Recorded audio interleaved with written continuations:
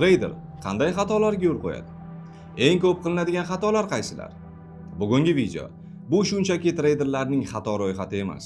Bu sizning oynadagi aksingiz. Har bir jumlani eshitayotganingizda o'ylang, bu men haqimda emasmikan?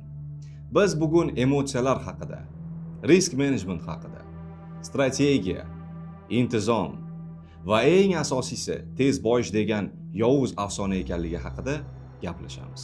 Men sizni ayblamoqchi emasman. Men sizga qanday qilib bu o'yinni o'zgartirish mumkinligini ko'rsatmoqchiman. Tayyor bo'lsangiz, qani ketdik.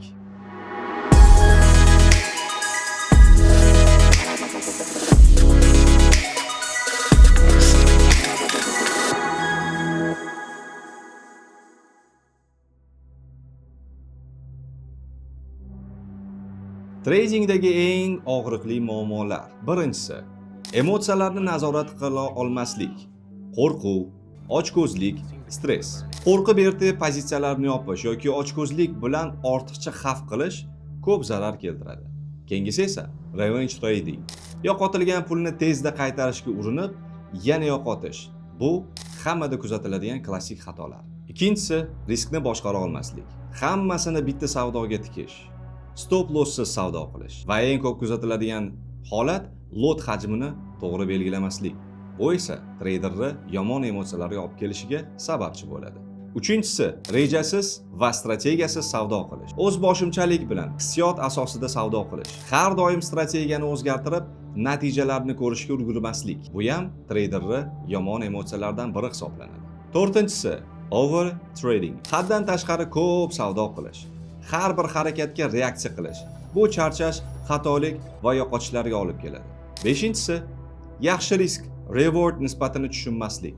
Kichik foydalar uchun katta risk olish. $1 take profit, $10 stop loss. Bu bo'lmaydi. 10 ta savdoda 7 tasini yutqazib foydaga chiqishni kutish.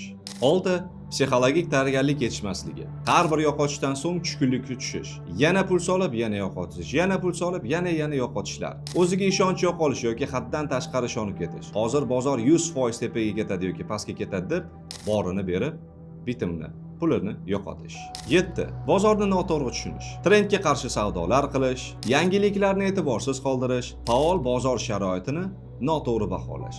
Bu esa yomon natijalarga olib keladi. Agar siz ham trading sohasiga to'g'ri bilim bilan kirmoqchi bo'lsangiz, opisaniyada havolada bepul mini kurs sizni kutmoqda. Bu kurs sizni taxmin qiluvchidan tizimli treyderga aylantirish uchun yaratilgan. Imkoniyatni qo'ldan boy bermang. Biz esa davom etamiz. 8. Soxta signallarga ishonish. 100% garantiyali signal deb reklama qilinadigan kanallarga obuna bo'lish. Keyingisi esa tajribasiz gurularga ergashish.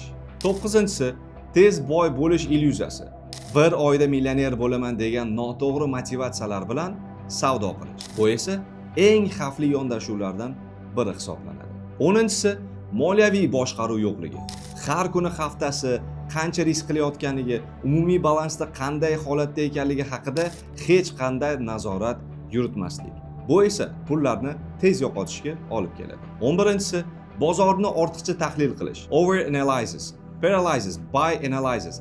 Har bir indikatorni ko'rib, qaror qabul qilishda ortiqcha ikkilanib qolishlar, signallarni o'tkazib yuborish yoki umuman harakatsiz qolish. 12. Trend o'zgarishini kech anglash. Bozor yo'nalishini vaqtida seza olmaslik. Trendga qarshi pozitsiyalar ochish. O'z vaqtida chiqmay qolib foydali pozitsiyalarni zararga aylantirish. 13. False breakoutlarga ishonib qolish. Narx diapazondan chiqdi deb pozitsiyalar ochib, darhol yo'qotishga uchrash. Bu ayniqsa kripto va foreksda juda ko'p uchraydigan emotsiyalar. 14. Disiplinani yo'qligi. Avval tuzilgan reja bo'yicha emas, impuls asosida qaror qabul qilish, strategiyaga rioya qilmaslik. 15. Yangiliklar va FOMO, fear of the missing out ta'siri. Bozorda shov-shuvlar bo'lsa, o'ylamasdan pozitsiya ochish. Boshqalar kirgan, men ham kirishim kerak deb noto'g'ri paytda savdo qilish va xabarlarga e'tibor bermaslik. 16. Yetarli jurnal va tahlil yuritmaslik. Har bir savdoni yozib borish orqali saboq olish o'rniga unutib yuborish. Savdo natijalarini tahlil qilmaslik. Shuning uchun xatolar takrorlanishlari. 17. Tajribani yetishmasligi bilan katta xavf olish. O'rganayotgan bosqichda leverage'larni katta ishlatish, ya'ni kreditni yelkalar. Katta mablag'lar bilan boshlash. Bu psixologik bosimni ham oshiradi. 18-si platforma yoki texnik muammolar. Internet uzilishi, platforma lag qilishi, ya'ni qochishi, noto'g'ri orderlar bajarilishi. Buni oldini olish uchun ishonchli platformani tanlash kerak. 19-si sog'liq va hayot balansini buzilishi. Kechasi bilan grafikka qarab charchash, real hayotdagi ishlar va munosabatlarni e'tibordan chetda qoldirish. 20-si pul ishlashdan ko'ra tradingni o'ynab ko'rish deb qarash. Bu muammolar ayniqsa yoshlar orasida uchraydi. Tradingni jiddiy ish emas, o'yindek qabul qilish. Natijada esa sistemasizlik va ko'r-ko'rona risklar paydo bo'ladi. Bu esa pullarni tez yo'qolishiga sababchi bo'ladi. Ana endi bu muammolarni qanday qilib yengish mumkin? Unda tayyor bo'lsangiz, ketma-ketliklar bilan sanab o'tamiz. Tradingda intizom va psixologiyani kuchaytirish mashqlari. Birinchisi, savdo jurnali yuritish, trading jurnal mashqlari. Har bir savdodan keyin quyidagilarni yozib o'ting. Savdo ochilgan vaqt, sana. Undan keyingisi kirish va chiqish nuqtalari. Undan keyingisi qaror sabablarini yozib o'tishingiz kerak. Texnika orqali yoki signal yoki fundamental orqali. Buni foydasi nimalar? Bu sizni o'zingizni kuzatishga, xatolaringizni tahlil qilishga va intizomni oshirishga juda katta yordam beradi. Ikkinchisi, reja asosida savdo qilish. Buning mashqlari. Savdoga kirishdan oldin quyidagilarni yozing. Kirish sharti: qachon kiraman? Chiqish sharti: qachon yopaman bitimlarimni? Stop loss va take profit darajalari. Keyingisi esa faqat ushbu reja bo'yicha harakat qilish. Buning foydalari: bu impulsiv qarorlarni kamaytiradi va doimiy strategik yondashuvni o'rgatadi. Stabil daromadga chiqishga esa ancha ko'maklashadi. Uchinchisi, tinchlik va nafas mashqlari. Har savdo sessiyasidan oldin 5 daqiqa chuqur nafas oling. 4 soniya ichkariga, 4 soniya tashqariga. Bu narsa nimalarga yordam beradi? O'zingizni xotirjam va diqqatli holatga keltirishga juda katta foydasi bor. Buni yana plyus taraflari asabiylikni kamaytiradi, ongni markazlashtiradi. Panik tradingdan esa saqlaydi va eng asosiysi esa emotsiyalarni chetga surib tashlaydi. To'rtinchisi, savdo soatlari tashqarisida grafikdan uzoqlashing. Buning foydalari nima? Savdo tugagach grafikni o'chiring. Telefonmi, kompyutermi bularni yo'q qiling iloji boricha. Nimaga? Qolgan vaqtni sport, o'qish yoki dam olishga bag'ishlang. Buning foydasi over tradingdan qochish va ruhiy sog'liqni saqlashga juda katta yordam beradi. Beshinchisi, qaror oraliq vaqti mashqi. Buning mashqlari: savdoga kirishdan oldin 1-2 daqiqa vaqt bering. Savol bering: bu qaror rejangga mos keladimi yoki yo'qmi? Agar yo'q bo'lsa, savdodan hozir voz keching. Foydasi emotsional emas, ongli qaror qabul qilishga o'rgatadi. Oltinchisi, o'zingizni kuzatish mashqi. Bu mashqlardan savdo paytida o'z harakatlaringizni ekran, kamera yozuvi orqali yozib oling. Keyin esa videoni ko'ring. O'zingizni kuzating va tahlil qiling. Buning foydasi o'z xatti-harakatlaringizni tan olishni va yaxshilashni osonlashtiradi. 7-si, ijobiy odatlarni yaratish, ya'ni habit. Buning mashqlari: savdo bilan bog'liq ijobiy odatlarni avtomatlashtirish. Masalan, har kuni savdo oldidan jurnal yozish yoki grafikka qarashdan oldin 3 daqiqa fikrlarni bir joyga jamlash. Bu odatlar stressni kamaytiradi va intizomni mustahkamlashga juda katta yordam beradi. Qo'shimcha maslahatlar: faqat pul emas, qaror sifatiga baho bering. Trading bu marafon, sprint emas degan fikrni eslab yurish kerak. 8-si, maxsus intizom kuni, discipline day. Mashq: haftada bir kun savdo qilmasdan faqat quyidagilarga e'tibor qarating. Oldingi savdolaringizni tahlil qiling. O'z strategiyalaringizni yozma ravishda kuzating. Savdo holatingizni psixologik baholang. Maqsad harakatni emas, fikrlashni o'stirish hisoblanadi. 9. Mental jurnal psixologik kundalikni yaratish. Buning mashqlari: har kuni tradingdan so'ng bugun o'zimni qanday his qildim degan savolni bering. Qanday holatda meni chalg'itdi yoki bosim ostida qoldirdimi degan savollarga javob bering.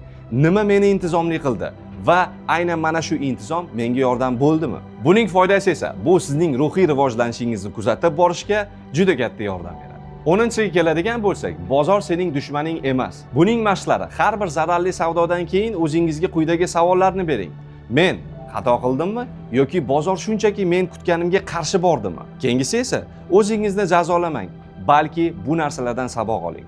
Bularning foydasi bu fikr tarzingizni o'zgartiradi va hissiy yengilliklarni juda ham yaxshilarni beradi. 11-si, triggerlarni aniqlash mashqi. Mashq sizni impulsiv savdoga undaydigan triggerlarni ro'yxatini tuzing. Bularga nimalar kirishi mumkin? Yangiliklar, Telegram signallari, yo'qotishdan keyin qayta tiklash istaklari. Bularning foydasi bilgan triggerlarni boshqarish osonroq bo'ladi. 12-si avtomatlashtirishga self-check tizimini o'rnatib oling. Buni mashqlari nimalar? Savdo ochishdan oldin har safar o'zingizga quyidagilarni yozma ravishda so'rashingiz kerak. Bu pozitsiya mening strategiyamga mos keladimi yoki yo'qmi? Risk boshqaruvi qilinganmi yoki yo'qmi? Agar zarar bo'lsa, bu mening ruhan sindiradimi yoki yo'qmi? Bularning foydalari nimada? Foydasi avtomatik tarzda nazorat qilish va fikrlashni shakllantirishga juda katta yordam beradi. 13-siga keladigan bo'lsak, affirmatsiyalar, pozitiv tasdiqlar. Buning mashqlari. Har kuni quyidagilarni o'qing yoki yozing. Men har doim rejam asosida harakat qilaman. Bozorni nazorat qila olmasam ham o'zimni nazorat qila olaman. Yo'qotish bu o'sish imkoniyati. Bularning foydasi ong ostida mustahkam ishonch paydo bo'ladi. 14-si maqsadlar bo'yicha KPI belgilash. Buning mashqlari savdo natijasi emas, intizomiy ko'rsatkichlarni baholab chiqishimiz kerak. Haftada necha marta strategiyalariga rioya qildim? Necha marta stop loss o'rnatdim? Fikrsiz savdo soni qancha bo'ldi?